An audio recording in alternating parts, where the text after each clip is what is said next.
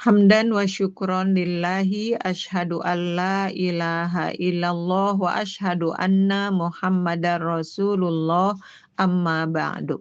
Puji serta syukur marilah kita panjatkan kehadirat Allah Subhanahu wa taala yang telah mempertemukan kita kembali di surat Al-Insyirah, pelajaran tafsir.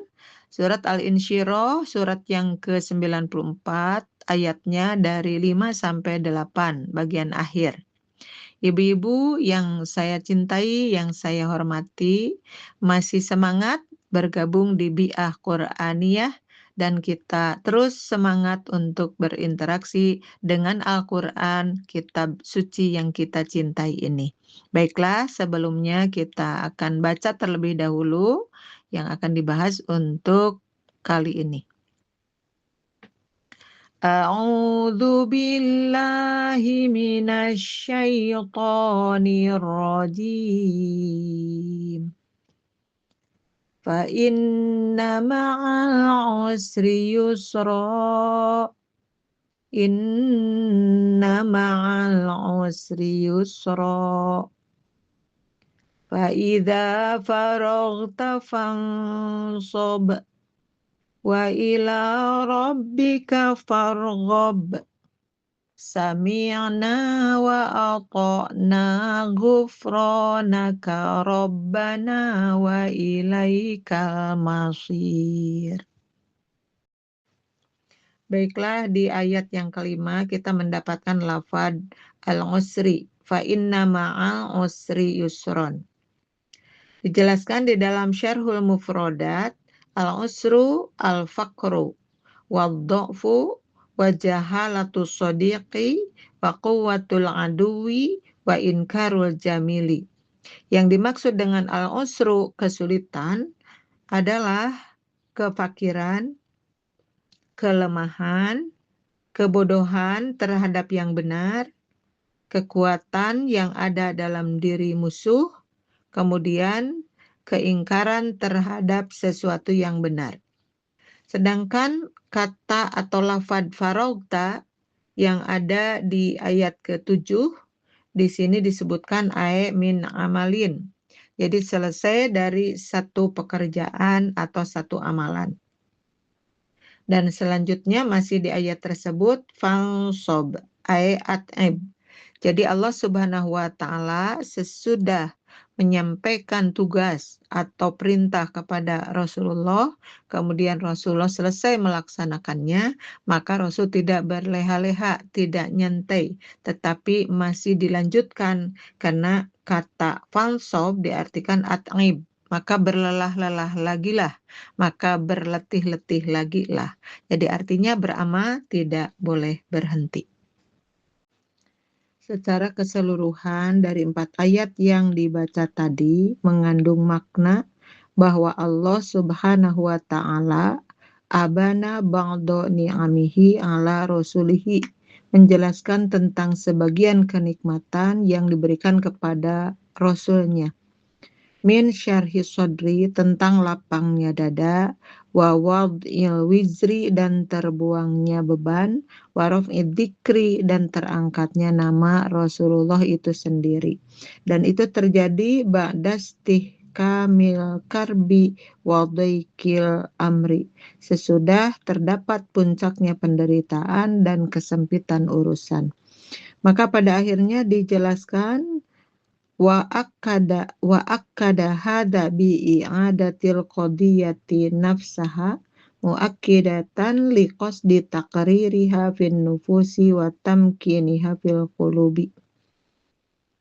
Memperkuat juga dengan meninjau kembali semua persoalan tersebut yang menegaskan niat untuk mengulangi kembali di dalam jiwa dan menanamkannya secara kukuh di dalam hati.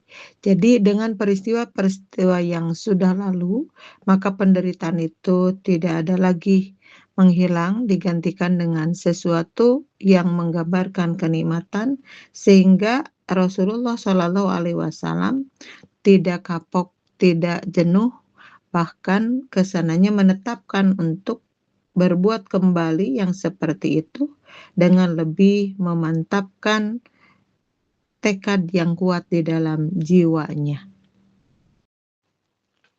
Di ayat yang kelima, fa inna ma'al usri yusra, maka sesungguhnya bersama kesulitan ada kemudahan. Fa inna ma'al dayqi farajan, bahwa sesungguhnya bersama kesempitan itu ada solusi.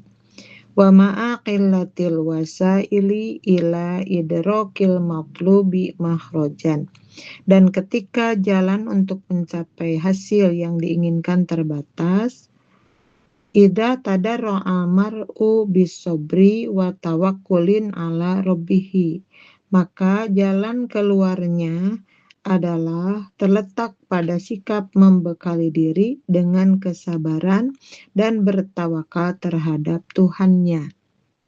Maka pada akhirnya hilanglah semua kesulitan itu berganti dengan keberhasilan dan kebahagiaan.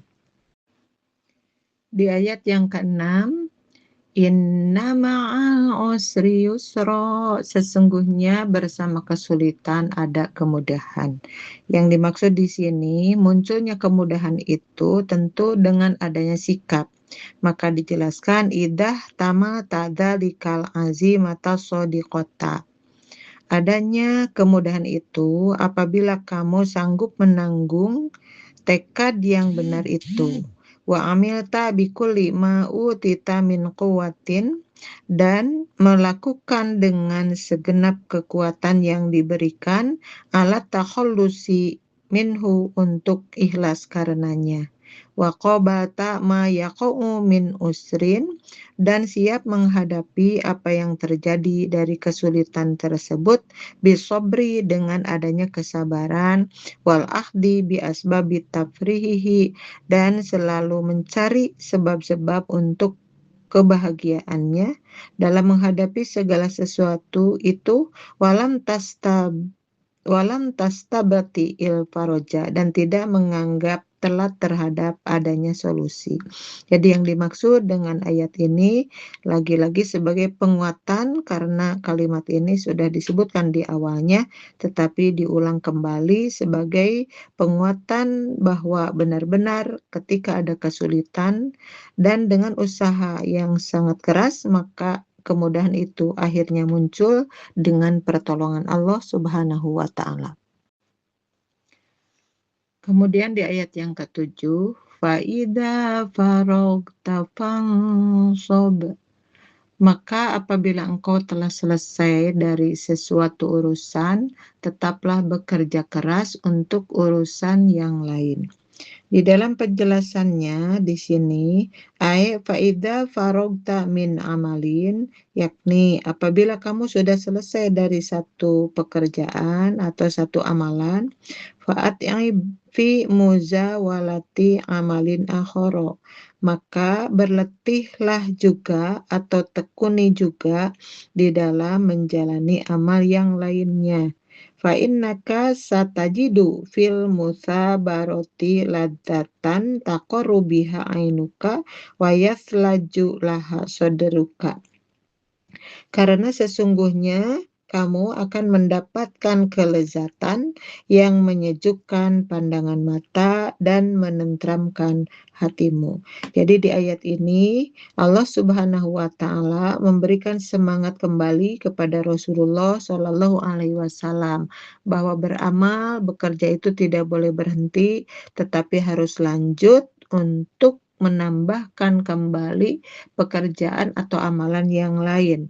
Karena dengan seperti itu, kerja keras itu akan membuahkan hasil, akan terjadinya satu kelezatan di dalam menjalani hidup tersebut.